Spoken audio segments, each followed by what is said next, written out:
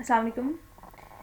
आज हमारा topic of discussion है that is the evolution of computers. हम लोग बेसिक्स ऑफ कंप्यूटर से देखेंगे कि कैसे जो है कंप्यूटर सिर्फ और सिर्फ पहले एक ऐसे इंस्ट्रूमेंट्स से, एक ऐसी डिवाइसेस थी बेसिकली, नॉट द इंस्ट्रूमेंट्स, जो कि सिर्फ और सिर्फ एडिशन या different type of arithmetic operations perform कर सकते हैं, जैसे मल्टीप्लिकेशन, सब्ट्रैक्शन या डिवीजन वगैरह। और अब जो है वो हाई जनरेशन कंप्यूटर्स तक जो है वो इवॉल्व हो चुके हैं, जो कि इतने इवॉल्व हो चुके हैं कि वो चीज़ों को देख के और सिचुएशन के मुताबिक खुद से फैसला लेने की सलाहियत रखते हैं। कहाँ वो कंप्यूटर्स जो कि जिनको हम खुद इंस्ट्रक्शंस देते थे सिर्फ और सिर्फ प्लस माइनस करने के लिए भी, और अब कहाँ वो कंप्यूटर्स जो कि खुद से फैसला करने की सलाहियत रखते हैं। ठीक है, तो हम एवोल्यूशन ऑफ कंप्यूटर्स को बहुत अच्छे तरीके से डिस्कस करेंगे। सो वीडियो का एंड तक देखिएगा। Let's start. Evolution of computers. Blaise Pascal invented the first mechanical adding machine in 1642. तो सबसे पहले ये कि जो 1642 में सबसे पहले हमारे पास एक डिवाइस आई थी जो कि कंप्यूटर्स की बेस थी। ठीक है, जो कि क्या थी? फर्स्ट मैकेनिकल एडिंग मशीन थी। यानी ये कि यहाँ पर जो है वो सारा काम मैकेनिकली होता था, मतलब ये कि ऑटोमेटिक नहीं होता था। ये ऑटोमेटिक और मैकेनिक डिफरेंट टर्म्स हैं। बाय द वर्ड मैकेनिक हम लोग ये बात करते हैं कि सारा का सारा काम हम खुद कर रहे हैं, लेकिन जो ऑटोमेटिक है दैट मीन्स वो सारा काम खुद होता चला जा रहा है। ओके, सो इसको इन्वेंट किया था ब्लाइस पैस्कल ने। ओके, नाउ उसके बाद BG विल्हम ने जो 1671 में उन्होंने कैलकुलेटर डिवाइस किया था फॉर द मल्टीप्लिकेशन। अच्छा, एक बात मैं आप लोगों को साथ से बताती चलूँ कि ऑफन हम ये कंफ्यूज हो जाते हैं कि अगर कोई नेक्स्ट जनरेशन का कंप्यूटर है तो उसके अंदर एक स्पेसिफिक कैरेक्टरिस्टिक को सपोज मेंशन कर दिया जाता है और बाकी किसी कैरेक्टरिस्टिक को मेंशन नहीं कर दिया जाता। इसका ये मतलब नहीं है कि उसके अंदर बाकी कैरेक्टरिस्टिक्स नहीं हैं, या इससे पहले जो जनरेशन के कंप्यूटर्स थे या इससे पहले जो कंप्यूटर या चीज़ें आई उनके अंदर वो कैरेक्टरिस्टिक जो थे वो इस कंप्यूटर के अंदर नहीं है। बल्कि ऐसे नहीं होता, बल्कि एक दूसरे के साथ डिस्टिंग्विश करने के लिए हमें बता देते हैं कि पहले वाले जनरेशन कंप्यूटर में सिर्फ ये चीज़ें थी, ठीक है, लेकिन न्यू वाले में ये चीज़ें। इट डजंट मीन कि न्यू वाले में सिर्फ ये चीज़ें, इट मीन्स कि वो पहले वाले से इवॉल्व हुआ था। जाहिर सी बात है पहले वाले के कुछ कैरेक्टरिस्टिक्स उसके अंदर होने चाहिए। ठीक है, तो BG विल्हम ने जब ये एक कैलकुलेटर डिवाइस किया था फॉर द मल्टीप्लिकेशन, इसका मतलब है कि वो एडिशन करने की सलाहियत रखता था, मगर क्या है वो एडिशन को एक मोर क्या कहते हैं अल्टीमेट फॉर्म या एक मोर एडवांस फॉर्म में करता था, दैट वाज मल्टीप्लिकेशन। ठीक है, यूँ एडिशन करते वक्त जो मुश्किलात का सामना था वो इसमें निकल गई थी। ठीक है, देन उसके बाद हमारे पास एक कीबोर्ड मशीन आई थी 1880 में, जो कि US में जो है वो आई थी, बिकॉज 5 कार्ड्स का सफ़र था इनपुट के लिए। तो कीबोर्ड मशीन जो होता है वो एक बहुत अच्छी एवोल्यूशन थी। इसके साथ साथ 1880 में हरमन हॉलरेट जो है वो कॉन्सेप्ट लाया था 5 कार्ड्स का। ठीक है, और ये एक्सटेंसिवली यूज़ होता रहा था 1970s तक, यानी 1880 से लेकर 1970s तक एक बहुत लॉन्ग पीरियड है। 5 कार्ड्स बेसिकली यूज़ किए जाते थे for the purpose of input. Okay, now let's move further. उसके बाद हमारे पास जो चार्ल्स एवोल्यूशन ऑफ कंप्यूटर में जो सबसे इम्पोर्टेंट नाम आ जाता है that is the Charles Babbage, जिन्हें फादर ऑफ कंप्यूटर भी कहा जाता है। ठीक है, बिकॉज इनकी जो टेक्निक थी, जिस तरह के कंप्यूटर सिस्टम्स इन्होंने डिज़ाइन किए थे वो बहुत ज़्यादा हेल्पफुल थे जो मॉडर्न टेक्नोलॉजी है कंप्यूटर्स की उसको बनाने में। ठीक है, तो that's why is known as the father of the modern digital computer. Okay, not those computers जो कि पहले थे इनसे, बल्कि जो मॉडर्न डिजिटल कंप्यूटर्स हैं उनके लिए। ठीक है, उनने सबसे पहले डिफरेंस इंजन जो है वो डिवाइस किया था इन 1822। ठीक है, और एक फुली ऑटोमेटिक एनालिटिकल इंजन इन 1842।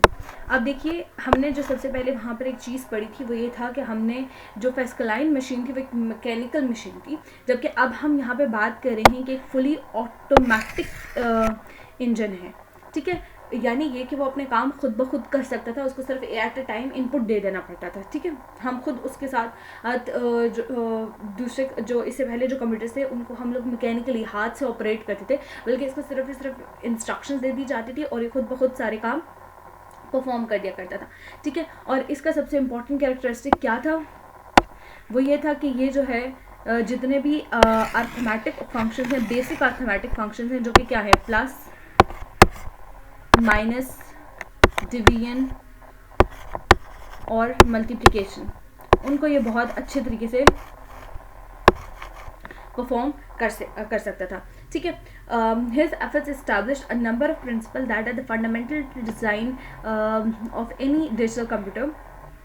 ठीक है, उनने एक ऐसे प्रिंसिपल्स हमें दिए थे जिनके बेस पे कोई भी डिजिटल कंप्यूटर जो है वो डिज़ाइन किया जा सकता था। ठीक है, with different features, with different characteristics हो सकता है वही, मतलब लेकिन क्या है कि वो जो प्रिंसिपल्स हैं वो ज़रूरी थे इसको बनाने के लिए, न्यू कंप्यूटर्स को बनाने के लिए।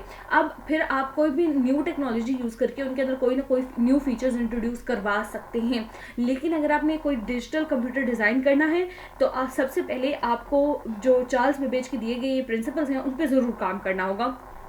उनको ध्यान में रख के वो आप कंप्यूटर बना सकते हैं। उसके बाद कोई न्यू टेक्नोलॉजी यूज़ करके आप कोई न्यू कैरेक्टरिस्टिक्स उस कंप्यूटर के अंदर इंट्रोड्यूस करवा सकते हैं। ठीक है, तो अब हम चूँकि बात करें एवोल्यूशन ऑफ कंप्यूटर्स की, तो हम लोग सबसे पहले क्या होगा कि कुछ वेल नोन अर्ली कंप्यूटर्स थे, ठीक है, जिनके बारे में हमें बात करनी पड़ेगी, जिनमें सबसे पहले आ जाता है ABC computer, that was atoms of Berry computers.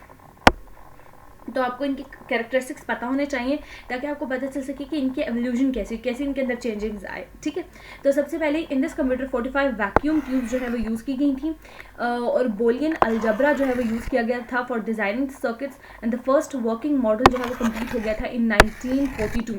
ठीक है, आपको टाइमलाइन का भी पता होना ज़रूरी है ताकि आप एवोल्यूशन के प्रोसेस को अच्छे तरीके से बयान कर सकें। ठीक है, then we had the Mark 1 जिसे ASCC कंप्यूटर्स भी कहा जाता है। ठीक है, ये डिज़ाइन हुए थे इन 1944। एक अमेरिकन था डॉक्टर हॉवर्ड एकिन, ठीक है, उन्होंने डिज़ाइन किया था ये कैलकुलेटिंग मशीन के तौर पे। ठीक है, it was the first fully automatic electromechanical computer. ठीक है, ये फुली ऑटोमेटिक था, इसके सारे के सारे काम जो है वो खुद से हो सकते थे। इलेक्ट्रोमैकेनिकल कंप्यूटर जो कि किस पे था, इलेक्ट्रिसिटी पे काम कर रहा था। ठीक है, it was extremely reliable but complex in structure and huge in size. Extremely reliable तो था, यानी ये कि इसके रिजल्ट्स जो थे वो रिलायबल थे, बहुत अच्छे रिजल्ट्स प्रोड्यूस करता था ये, इनके अंदर एरर के चांसेस कम से कम होते थे। लेकिन क्या था ये कि ये कॉम्प्लेक्स था इन स्ट्रक्चर, और दूसरा बात ये था कि it was huge in size. तो ये इसके दो डिफेक्ट्स हमारे पास आ गए। ठीक है, अब ह्यूज इन साइज़, कितना ह्यूज इन साइज़ था कि 50 फीट लॉन्ग, यानी ये कि अलॉन्ग द अर्थ अगर हम इसको हॉरिजॉन्टली देखें तो ये जो है वो 50 फीट की इसकी लेंथ थी, और हाइट इसकी कितनी थी, 8 फीट थी। ठीक है, तो ये काफ़ी मतलब लार्ज साइज़ का कंप्यूटर था। Then we have the ENIAC। कोई भी कंप्यूटर पढ़ेगा तो उसने ENIAC, ADVAC और UNIVAC के नाम ज़रूर सुने होंगे। तो हम इनको डिस्कस कर लेते हैं कि बेसिकली इनके कैरेक्टरिस्टिक्स क्या है। तो अगर आपको कभी डिफरेंशिएट करना आ जाए या वैसे ही क्वेश्चन आ जाए डिफाइन ENIAC कंप्यूटर, तो आपको यून के बारे में बहुत अच्छे तरीके से पता चल जाएगा। सबसे पहले हम आ जाते हैं टुवर्ड्स द ENIAC, जिसका फुल फॉर्म है electronic numerical integrator and calculator. इसमें 18,000 वैक्यूम ट्यूब्स थी, यानी ये कि जाहिर सी बात है जिसके अंदर जितना ज़्यादा मटेरियल यूज़ किया जाएगा उतना ही ज़्यादा वो एफिशिएंट कंप्यूटर भी होगा, और उतने ही ज़्यादा वो मतलब ऑपरेशंस या फंक्शंस परफॉर्म कर सकता होगा। इससे पहले जब हमने पढ़ा था, जब हम देख रहे थे एटम्स ABC कंप्यूटर को, तो हमने बात की थी यहाँ पे 45 वैक्यूम ट्यूब्स जो है वो यूज़ की थी। अब यहाँ पे जब यूज़ की जा रही है ENIAC में, तो 18,000 वैक्यूम ट्यूब्स यूज़ की जा रही हैं। इसका मतलब इसके कैरेक्टरिस्टिक्स जो दूसरे कंप्यूटर्स हैं ABC कंप्यूटर्स उनके मुकाबले में बहुत ज़्यादा होंगे। ठीक है, अब क्या है कि इसका वेट भी बहुत ज़्यादा था, दैट वाज 30 टन इसका वेट था, और इसके साथ साथ 1500 स्क्वायर फीट का एरिया जो है ये एक्यूमुलेट कर सकता था। नाउ आप, मैंने बात की थी जितने ज़्यादा वैक्यूम ट्यूब्स उतने ही ज़्यादा अच्छे तरीके से ये फंक्शंस जो है वो परफॉर्म कर सकेगा। तो हमने यहाँ पे देखा है कि 5000 एडिशंस जो है वो परफॉर्म कर सकता था, और 5000 एडिशंस पर सेकंड, एक सेकंड के अंदर 5000 एडिशंस जो है वो परफॉर्म की जा सकती हैं। Then we have the ADVAC computer. तो ADVAC कंप्यूटर्स जो है वो electronic discrete variable automatic computers थे। ठीक है, जिनकी शॉर्ट फॉर्म हमारे पास क्या है, ADVAC, और इनको जॉन वॉन न्यूमैन ने जो है वो डिस्कवर किया था। ये ऐसी इन्फॉर्मेशन आप लोग साथ साथ याद किया करें, जैसे ये वाली इन्फॉर्मेशन होगी, कितने टन का था, कितनी एडिशंस पर सेकेंड, और किसने इनको जो है वो बनाया था, किसने डिज़ाइन किया था, ये सारी सारी जो इंपॉर्टेंट इंफॉर्मेशन है वो MCQs में बहुत ज़्यादा हेल्प आउट करती है, ठीक है। It could perform arithmetic and the logical operations automatically according to the given instructions. Arithmetic क्या है, प्लस माइनस एडिशन सब्ट्रैक्शन, और लॉजिकल ऑपरेशंस भी जो है ये साथ साथ परफॉर्म कर सकता था, ठीक है। Then we have the UNIVAC 1। UNIVAC के आगे डिफरेंट टाइप्स भी थी, ठीक है। That was universal automatic computer, ठीक है। It was developed in 1951 and it was the first digital computer. तो यूनिवैक 1 की इंपॉर्टेंस क्यों है, क्योंकि ये पहला डिजिटल कंप्यूटर था जो कि अभी तक डिज़ाइन किया गया था, और पहला डिजिटल कंप्यूटर हमारे पास कहाँ से स्टार्ट होता, 1951 में आया था। तो आप ये देखें कि जहाँ से हमारे पास कंप्यूटर की एवोल्यूशन स्टार्ट हुई थी, कंप्यूटर बनना स्टार्ट हुआ था, वो स्टार्ट हुआ था फ्रॉम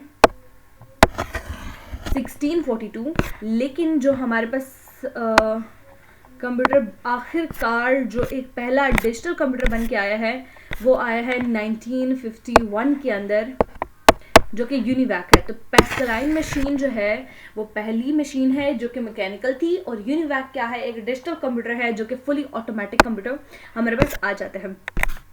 ओके तो अब हम एवोल्यूशन ऑफ कंप्यूटर्स जो कि देख रहे थे, तो जाहिर सी बात है एवोल्यूशन ऑफ कंप्यूटर्स का तज़किरा जनरेशंस को स्टडी किए बगैर अधूरा है। तो सबसे पहले हम देख लेते हैं जनरेशन किसको कहते हैं, ठीक है। Generation in computer talk is a step of in technology. अगर हम लोग जनरेशंस बायो में बात करेंगे तो एक अलग टर्मिनोलॉजी है, लेकिन अगर हम लोग कंप्यूटर्स के हवाले से बात करेंगे तो जनरेशन क्या है, एक स्टेप है इन टेक्नोलॉजी। जैसे ये फ़ोन की फर्स्ट जनरेशन थी, सेकेंड जनरेशन थी, थर्ड थी, ठीक है। इस तरह जो टेलीविज़न थी उसकी फर्स्ट, सेकंड, थर्ड वगैरह जनरेशन, इस तरह कंप्यूटर की डिफरेंट जनरेशन है। तो जनरेशन क्या, a step in technology.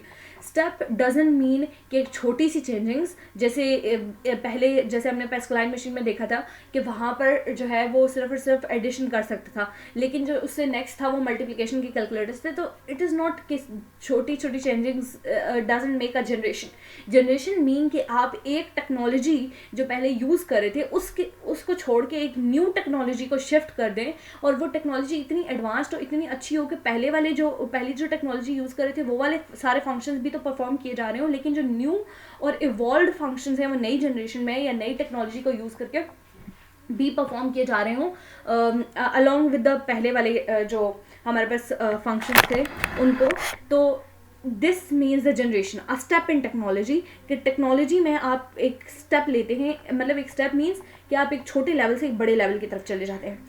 It provides a framework for the growth of the computer industry. तो ये चूँकि एक नई टेक्नोलॉजी यूज़ कर रही है तो एक न्यू फ्रेमवर्क जो है वो कंप्यूटर इंडस्ट्री को प्रोवाइड कर दिया जाता है ताकि वो ग्रो कर सकें। Originally it was used to distinguish between various hardware technologies. तो पहले क्या था कि चूँकि हार्डवेयर पे बहुत ज़्यादा फोकस किया जाता है because it had a large size. अभी हमने देखा है तो कंप्यूटर्स के बहुत ज़्यादा लार्ज साइज़ होते थे, तो बहुत ज़्यादा एरिया कंज्यूम करते थे। तो स्मॉलर एरियाज़ की जो स्मॉलर साइज़ है उसकी तरफ मूव करना, ये सारा का सारा इस पे फोकस था, ठीक है। और कम से कम चीज़ें और मटेरियल यूज़ किया जा सके और जो एफिशिएंसी है उसको कैसे मेंटेन किया जा सके, तो दैट वाज जनरेशन, उसको डिस्कस किया जाता था। लेकिन नाउ अब हार्डवेयर और सॉफ्टवेयर, क्योंकि अब हार्डवेयर हमने तो देख लिया कि भाई छोटे छोटे हमारे पास कंप्यूटर्स आ चुके हैं, लैपटॉप्स आ चुके हैं, तो हमारे पास टेक्नोलॉजी इतनी एडवांस तो हो चुकी है कि हमने हार्डवेयर जो है वो स्मॉल रख ली हैं, स्मॉल साइज़ के रख लिए। लेकिन अब क्या है, अब सारी की सारी जो टेक्नोलॉजी है और सारी की सारी एडवांसमेंट है वो सॉफ्टवेयर पे फोकस कर रही है। तो हार्डवेयर और सॉफ्टवेयर दोनों को हम डिस्कस करते हैं इन generation. Till today there 5 generation of computer. लेकिन अभी तक जितनी भी टेक्नोलॉजी हम देख चुके हैं, जितने भी सॉफ्टवेयर और हार्डवेयर के बारे में बात कर चुके हैं, हमारे पास अभी भी 5 जनरेशन ऑफ कंप्यूटर्स हैं। ओके तो सबसे पहले हम बताते हैं first generation of computer. These early computers, ये सबसे पहले वाले जो कंप्यूटर्स थे जो कि वैक्यूम ट्यूब्स यूज़ करते थे as the circulatory and the magnetic drums for memory, ठीक है। यहाँ पर क्या था कि वैक्यूम ट्यूब्स को हम लोग जो है सर्किट्स के तौर पे यूज़ करते थे, और जो मैग्नेटिक ड्रम्स थे उनको किसके लिए यूज़ कर रहे हैं हम, उनको मेमोरी के लिए यूज़ कर रहे हैं, ठीक है। तो ये हमारे पास सारी की सारी एडवांसमेंट थी। Okay as the result they were enormous. अब चूँकि वैक्यूम ट्यूब्स यूज़ करें और साथ साथ मैग्नेटिक ड्रम्स की बात करें, हमने सिर्फ ट्यूब्स की बात नहीं की, हम मैग्नेटिक ड्रम्स की बात करें, तो जाहिर सी बात है इनका जो साइज़ है वो बहुत बड़ा होगा, literally taking an entire room and costing a fortune to run, ठीक है। जाहिर सी बात है जब आप इतना ज़्यादा मटेरियल यूज़ करें और उनकी मेंटेनेंस आपने रखनी है, ना वो ज़्यादा हीट अप हों वो कंप्यूटर्स, क्योंकि आप इतनी ज़्यादा बड़ी बड़ी चीज़ें यूज़ करें, तो क्या है कि आपको बहुत ज़्यादा पैसे चाहिए थे ताकि हम इनको रन कर सकें। इस वजह से पहले ज़माने में जो कंप्यूटर्स थे वो बहुत कम लोगों के पास हुआ करते थे। Okay, these were inefficient materials, ठीक है, which generated a lot of heat, चूँकि मैग्नेटिक ड्रम्स थे और वैक्यूम ट्यूब्स थी, तो a lot of heat produce हो जाती थी, consume huge electricity and subsequently generated a lot of heat which caused ongoing breakdowns.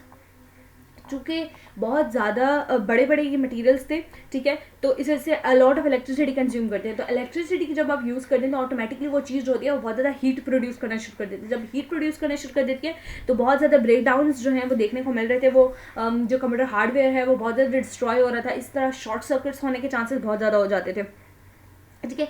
तो ये तमाम की तमाम चीज़ें जो अभी हम डिस्कस करें वो किस में आएंगी, डिसएडवांटेजेस में आएंगी, ठीक है। तो आपने इस चीज़ को ध्यान में रखना है। अगर आपको फ्लो चार्ट वगैरह बनाने के लिए कहा जाए, ठीक है, या टेबल्स बनाने के लिए कहा जाए, तो एडवांटेजेस और डिसएडवांटेजेस दोनों को आप देखेंगे। आप एक मटेरियल्स का चार्ट बनाएंगे जिसमें आप बताएंगे कि भाई फर्स्ट जनरेशन कंप्यूटर्स में क्या यूज़ किया जाता है, वैक्यूम ट्यूब्स यूज़ किए जाते थे, इसके साथ में मैग्नेटिक ड्रम्स यूज़ किए जाते थे। वैक्यूम ट्यूब्स किसके लिए, सर्किट्स बनाने के लिए, और मैग्नेटिक ड्रम्स यूज़ किए जाते थे फॉर द मेमोरी। मैं आपको साथ साथ पेपर अटेम्प्टेशन का भी तरीका बता रही हूँ, बिकॉज इन्फॉर्मेशन होना बड़ी बात नहीं है। आज के दौर में जहाँ इतनी ज़्यादा टेक्नोलॉजी है, हर बंदे के पास बहुत ज़्यादा इन्फॉर्मेशन का एक्सेस होता है, लेकिन पेपर प्रेजेंटेशन जो टेक्निक है वो बहुत ज़्यादा इंपॉर्टेंट होती है, ताकि आप जो है बाकियों से डिस्टिंग्विश कर सकें और आप बाकियों से ज़्यादा अच्छे मार्क्स ले सकें। तो अगर आपको वैसे भी एक पैराग्राफ की फॉर्म में आता है तो आपका सपोज पहली 2-3 लाइनें क्या होनी चाहिए कि कौन कौन सी चीज़ें उसमें यूज़ की गई थी, अगली 2-3 लाइनें होनी चाहिए कि उन चीज़ों को यूज़ करने के एडवांटेजेस क्या थे, और फिर उससे कम जो है वो क्या होनी चाहिए, सबसे एंड पे जो लाइन्स होनी चाहिए वो होनी चाहिए आपकी डिसएडवांटेजेस की। क्यों? क्योंकि जो डिसएडवांटेजेस हैं एक जनरेशन के, वही उन्हीं डिसएडवांटेजेस को दूर करने के लिए नई जनरेशन आई थी, ठीक है। तो जो पहले के डिसएडवांटेजेस हैं वो अगली वाली की क्या हो जाएंगे, एडवांटेजेस हो जाएंगे। तो ये आपके लिए बहुत अच्छा पेपर पैटर्न बन जाएगा। Okay, now these first generation computers relied, let me raise these things first. Okay. These first generation computers relied on machine language, ठीक है। तो सबसे पहले ये किस पे रिलाई करते हैं, मशीन लैंग्वेज पे। इस पर इंशाल्लाह हम लोग एक अलग वीडियोस बनाएंगे कि मशीन लैंग्वेजेस क्या होती हैं। Which is the most basic programming language that can be understood by the computers. तो कंप्यूटर्स जो हैं वो ह्यूमन लैंग्वेज को अंडरस्टैंड नहीं कर सकते। हम लोग यहाँ पर अपनी तरफ से FGH जो है वो टाइप करते हैं, जबकि कंप्यूटर्स इस FGH को अंडरस्टैंड नहीं करते। कंप्यूटर के पास अपना एक सिस्टम होता है जिसमें वो हमारे उस FGH को बाइनरी सिस्टम्स वगैरह में बाकी नंबर्स में कन्वर्ट करते हैं, और वही लैंग्वेज जो है वो कंप्यूटर समझ सकता है। उसके अलावा कोई लैंग्वेज कंप्यूटर समझ नहीं सकता। That is known as the machine language, ठीक है। Now these computers, ये जो first generation computers, they were limited to solving one problem at a time। ये एक प्रॉब्लम को at a time समझ सकते थे, इससे ज़्यादा प्रॉब्लम्स को समझ नहीं सकते थे। Input was based on the punch cards and the paper tape, ठीक है। अब ये भी हमने इसके जो आप मतलब स्टार्टिंग की लाइन्स देखेंगे उनमें होगा कि जो इनपुट था वो हम किस फॉर्म में दे रहे थे, पंच कार्ड्स में और पेपर टेप्स में। तो आपके पास 3 पॉइंट्स आ गए, पहला वैक्यूम ट्यूब्स वाला, मैग्नेटिक ड्रम्स वाला, देन तीसरा वाला जो है ये पेपर टेप्स और पंच कार्ड्स वाला आ गया, ठीक है। तो क्या है कि हमने यहाँ पर यूज़ किए जाते थे पंच कार्ड्स और पेपर टेप्स। पंच कार्ड्स और पेपर टेप्स पे जो है वो इनपुट को टाइप किया जाता था, और फिर जो है हमारे पास जो आउटपुट था वो था in the form of the print out. तो हमारे पास 4 पॉइंट भी यहाँ पर आ चुका है, ठीक है। Okay, now let us move toward the next point, the two notable machines। अब ये हमारे पास क्या हैं, ये एग्जाम्पल्स हैं। किसी भी क्वेश्चन का जो खूबसूरती होती है वो होती है एग्जाम्पल्स, यानी आप जो बात कर रहे हैं उसको कहाँ प्रूव किया जा सके, उसको कहाँ चेक किया जा सके, वो जो है वो उस क्वेश्चन की रिलायबिलिटी होती है। तो एग्जाम्पल्स जो होती हैं वो आपके आंसर को, आपके क्वेश्चन को रिलायबल बना देती हैं, ठीक है। तो the two notable machines of this era were UNIVAC and the ENIAC machines, ठीक है।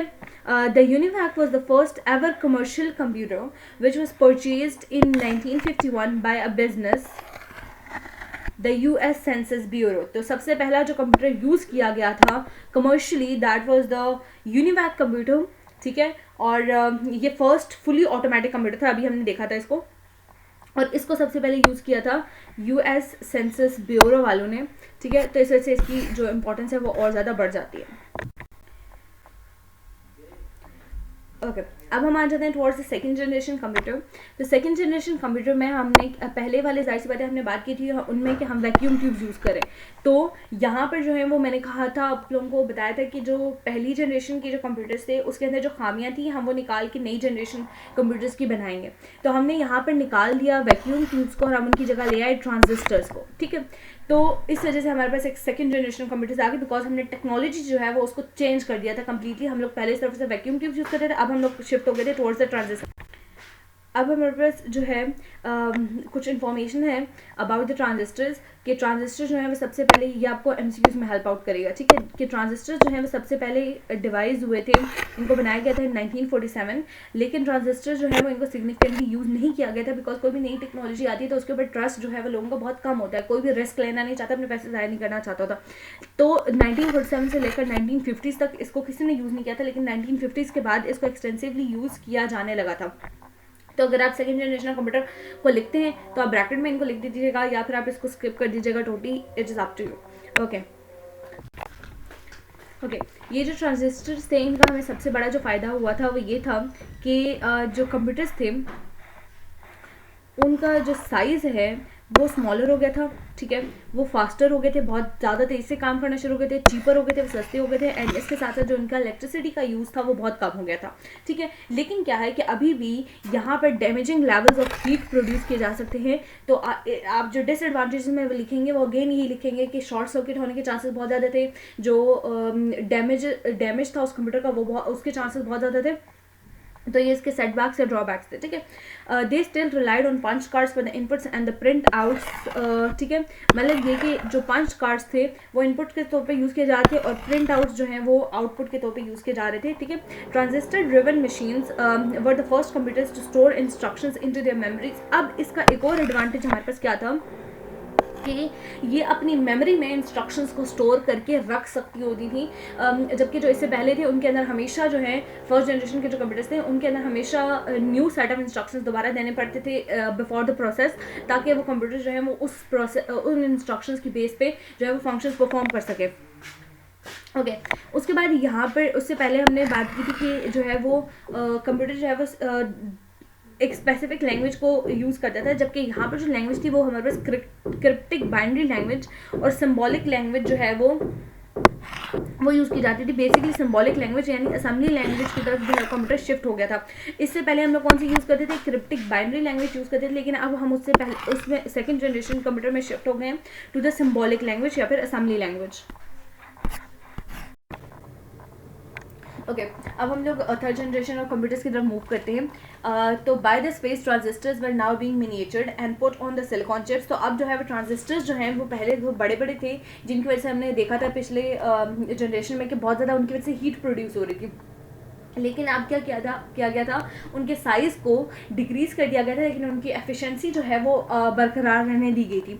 उनके साइज़ को इतना ज़्यादा डिक्रीज़ कर दिया गया था कि एक सिंपल सी सिलिकॉन चिप के ऊपर बहुत सारे ट्रांजिस्टर्स जो हैं वो उनको पुट किया गया था, लेकिन जिसकी वजह से क्या हुआ था कि बहुत सारे ट्रांजिस्टर्स एक ही जगह पुट होने की वजह से जो एफिशिएंसी है इन कंप्यूटर्स की वो इंक्रीज़ कर गई थी। एफिशिएंसी मींस कि कोई भी चीज़ एक पर्टिकुलर टाइम में कितना ज़्यादा काम कर सकती है। अगर वो सपोज 1 घंटे के अंदर 100 टास्क कर सकती है तो इसका मतलब है कि उसकी एफिशिएंसी बहुत ज़्यादा है, as compare to that device या as compare to that computer जो कि 1 घंटे के अंदर सिर्फ 50 काम कर सकता है। तो कहाँ 1 घंटे के अंदर 100 काम करना और कहाँ 1 घंटे के अंदर 50 काम करना, तो ये जो है वो एफिशिएंसी इस तरीके से देखी जाती है, ठीक है।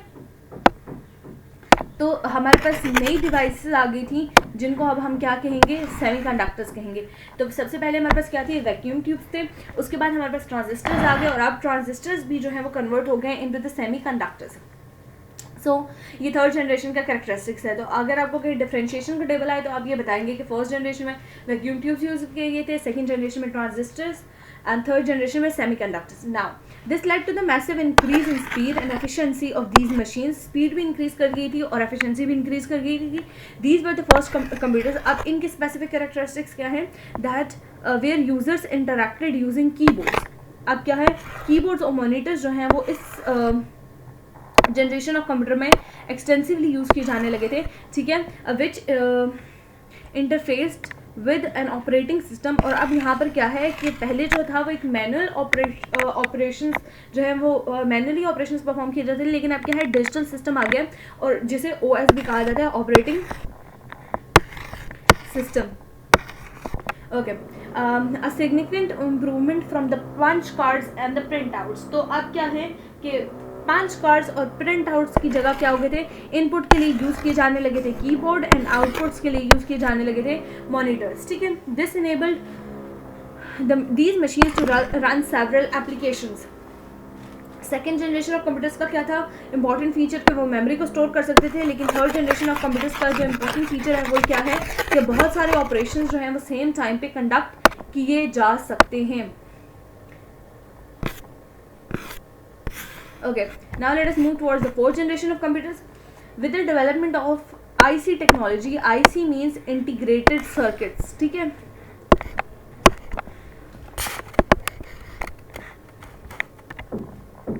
तो हमारे पास जो इंटीग्रेटेड सर्किट थे LSI, large scale integrated circuits, तो दो हमारे पास टेक्नोलॉजीज आ गई, एक IC integrated circuits and LSI large scale integrated circuits. ठीक है, लार्ज स्केल इंटीग्रेटेड चिप्स जो हैं वो इंट्रोड्यूस किए गए थे। ठीक है, उसके बाद वहाँ पे IC था, इंटीग्रेटेड सर्किट्स टेक्नोलॉजी, और LSI that was large scale integrated chips, सी को उन्हें ओमिट कर दिया था, IC that was integrated circuits. ठीक है, were introduce. It was possible to integrate over 30,000 components on a single LSI chip. ठीक है, after that VLSI was developed. अब क्या थे, सबसे पहली जो हमारे पास टेक्नोलॉजी थी, जो सबसे पहले हमारे पास फोर्थ जनरेशन कंप्यूटर्स में जो टेक्नोलॉजी यूज़ की गई थी वो क्या थी, इंटीग्रेटेड सर्किट्स। दूसरी यूज़ की गई थी large scale integrated circuits and तीसरी थी VLSI that was very large scale integrated circuits. ठीक है, और LSI का ही जो सिंपल चीज़ वो क्या थी कि 30,000 जो कंपोनेंट्स थे वो एक सिंगल LSI चिप पे जो है वो फिट किए गए थे, इंटीग्रेट किए गए थे, यानी जोड़े गए थे। ठीक है, उसके बाद हम आ जाते हैं अच्छा अब क्या है कि जब इतने ज़्यादा इंटीग्रेटेड सर्किट्स यूज़ किए गए थे तो अगेन आप इसके करेक्टरिस्टिक में क्या लिखेंगे, इसकी एफिशिएंसी बहुत ज़्यादा इंक्रीज़ हो गई थी, इसकी स्पीड बहुत ज़्यादा इंक्रीज़ हो गई थी, इसकी मेमोरी बहुत ज़्यादा अच्छी हो गई थी। ठीक है, और बहुत सारे जो अर्थमेटिक ऑपरेशन थे वो 1 सेकेंड में ये परफॉर्म कर सकता था। ठीक है, सारे के सारे इसके इंपॉर्टेंट कैरेक्टरिस्टिक्स है। Then we have the fifth generation of computers, the computer devices with artificial intelligence. Artificial intelligence को AI भी कहा जाता है समटाइम्स, अगर AI लिखा जाए तो आप लोगों ने कंफ्यूज नहीं होना। ठीक है, आर स्टिल इन डेवलपमेंट। और अभी तक ये जो फिफ्थ जनरेशन ऑफ कंप्यूटर्स हैं वो क्या है, आर्टिफिशियल इंटेलिजेंस अभी तक डेवलप हो रही है। ठीक है, इस वजह से फिफ्थ जनरेशन से ज़्यादा जनरेशन ऑफ कंप्यूटर नहीं है, क्योंकि अभी तक आर्टिफिशियल इंटेलिजेंस एक इतना वास्ट टॉपिक है कि अभी तक उस पर काम हो रहा है और बहुत ज़्यादा काम हो रहा है और अभी तक ये काम रुका नहीं है। But some of these technologies are beginning to emerge and be used, such as voice recognition। ये काम अभी तक हो रहा है। ठीक है, और अब जो है वो इस आर्टिफिशियल टेक्नोलॉजी को यूज़ करके जो है वो हम लोग डिफरेंट फंक्शंस परफॉर्म करें, जिनमें वॉइस रिकग्निशन आ गया। ये तो एक एग्जाम्पल है, लेकिन आप जानते हैं फेस रिकग्निशन हो गया, रेटिना रिकग्निशन हो गया। तो ये सारी की सारी चीज़ें एंड समटाइम जो है वो DNA को भी यूज़ किया जाता है फॉर द रिकग्निशन। तो बहुत ज़्यादा एडवांस लेवल्स हैं इस टेक्नोलॉजी के। सो एट द एंड मैं आप लोगों को दिखा देती हूँ कि एक वैक्यूम ट्यूब किस तरह की होती थी। तो सबसे पहले ये एक वैक्यूम ट्यूब का स्ट्रक्चर था। ठीक है, उसके बाद ट्रांजिस्टर जिस तरीके के यूज़ किए जाने लगे थे वैक्यूम ट्यूब की, इसमें थी फर्स्ट जनरेशन ऑफ कंप्यूटर्स में थी, transistor second generation of computers में थे, और IC चिप जो है वो थर्ड, फोर्थ और जनरेशन ऑफ कंप्यूटर्स में यूज़ की जाती थी। अगर आप इनके कुछ रफ से स्केचेस बना लेते हैं इन पेपर तो आपको बहुत एडवांसमेंट मिल जाएंगे।